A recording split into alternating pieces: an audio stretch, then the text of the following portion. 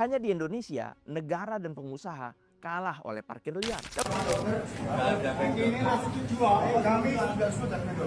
Kita cuma menuntut hak kita sebagai warga lokal, sebagai warga sekitar. Tolong sangat batalkan sistem tender. Kita menolak vendor. Kita nggak mempermasalahkan, Mas, mau di gate, mau di portal, mau apa, nggak masalah.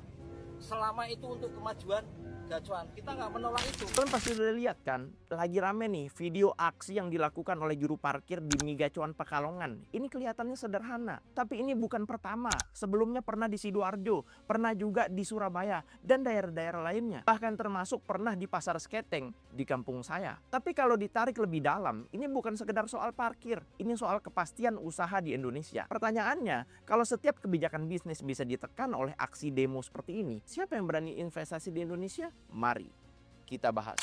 Faktanya, dari data yang ada, para juru parkir menolak sistem e-parking karena takut kehilangan penghasilan. Mereka minta pengelolaan tetap di tangan warga lokal. Di sisi lain, manajemen ingin beralih ke sistem vendor dan gate system. Alasannya jelas, ada evaluasi dan dugaan pelanggaran dalam pengelolaan parkir sebelumnya. Artinya apa? Ini bukan sekedar konflik sosial, ini benturan antara modernisasi sistem usaha dengan praktek lama yang tidak berstandar. Masalahnya muncul di sini. Kalau setiap perubahan sistem bisnis yang tujuannya efisiensi, transparansi, dan keamanan selalu ditolak dengan tekanan massa, maka dunia usaha akan melihat Indonesia sebagai tempat yang nggak punya kepastian hukum. Investor itu butuh predictability, bukan negosiasi di jalanan, bukan juga tekanan kelompok, apalagi parkir liar. Kalau pola ini dibiarkan, pertama, biaya usaha jadi nggak pasti. Kedua, resiko operasional jadi meningkat. Dan ketiga, yang paling berbahaya, investor bisa memilih pergi ke negara lain yang lebih ramah investasi. Di sisi lain juga, kekhawatiran juru parkir juga memang nyata soal penghidupan, tapi solusinya bukan menolak perubahan, melainkan memastikan transisi yang adil. Misalnya, pelibatan tenaga lokal dalam sistem baru secara jelas dan terukur. Kalau konflik seperti ini terus berulang, yang rugi bukan cuma pelaku usaha, tapi ekonomi kita secara keseluruhan. Dan nanti Papua